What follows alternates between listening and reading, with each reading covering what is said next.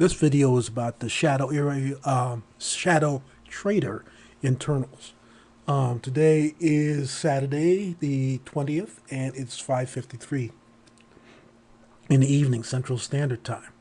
So, a question came up, two questions came up, one of which I can answer. This one says, where will the links for the top 200 DMI ADX and market internals be posted?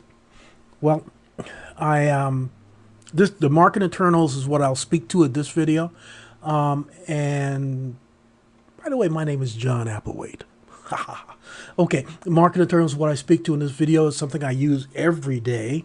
Basically, what I'm doing in the market internals is we're going to be looking at this screen right here, the internals. And what I've done, I've shared, and I'm assuming you're using TOS, but I shared all of this, and that's what I posted in your question by doing this share right here. But one of the things I'm going to have to explain is how you set up the market internals specifically for the value area, which is this right here. So you're not just dealing with just price action right here. What you're also interested in, something I do every morning, is I take a look at this and I establish the overnight high, the overnight low, and the previous day's settlement, because those are critical areas. And you'll find that a lot of times after the market opens, it seeks those areas. Like on Friday, it just hammered up against the overnight high and just couldn't go any further. And it actually broke down after that. And also the overnight low. And a lot of times that if it goes over, particularly early in the morning, if it goes over the overnight high, it's probably going to keep going. But you also look at the market internals as well as that. It's helpful if you're just trading. And basically, the ES, obviously, as you probably know, is the futures version of the S&P 500 cash market. Anyway, how I update the market internals, I go to basically, where do we go? My morning stuff, and I go to my trade, ThinkShare. And if you don't have, use your TOS login credentials to get in. Here, and you use any of your accounts, or if you only have one account, use that. But that's the password. The domain is TD Ameritrade. Go ahead and log in. And once you log in, you go to People, and you go down to Shadows Trader Swing Trader. You go to Shadow Trader Swing Trader, and you go down to this portion right here.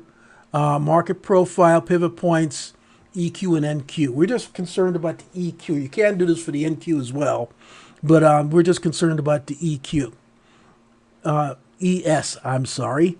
But basically, all the things that you have to do, and let's go ahead and bring this chart up, is you can go to either double-click, highlight this, and double-click it, or you can go to the beaker over here, and it does the same thing. And let's double click on TOS value area. You can call it anything you want to, but this is where we go. Okay, and what you do, you take a look at these numbers right here, like pivot. The pivot, which is 2047.83, I'll put right here. 2047.83 is not a real number in the S&P, because it only goes in 5-cent increments. And if you try to do it any other way, the numbers won't be quite on. So you go to the nearest quarter point. So that means if it's like 25.83, the nearest quarter point is 75. If it was 25.85, it would go to 20.48. So that's what I did here for the pivot. And the pivot sets up, and I'll show you in a second. I can show you now. The pivot sets up. No, I can't show you now unless I get. Well, let me get rid of this so I can show you.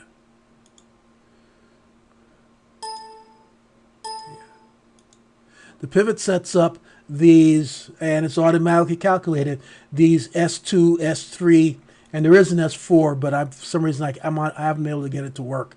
R1 was resistance 1 and resistance 2. These are real things that, the big computers in the sky look at to make sure, to look at as far as resistance and support, along with the value area.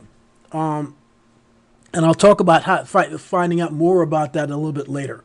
But anyway, what you need to do here is basically go back here, take a look at these numbers here: value area high, value area, a point of control, value area low is down here. And like I said, all you need to do really is just take a look at theirs and go ahead and fill in this information right here. So value area low is right here, point of control is right here, value area high is right here. Just go ahead, and if I had changed these, let's go ahead and change these.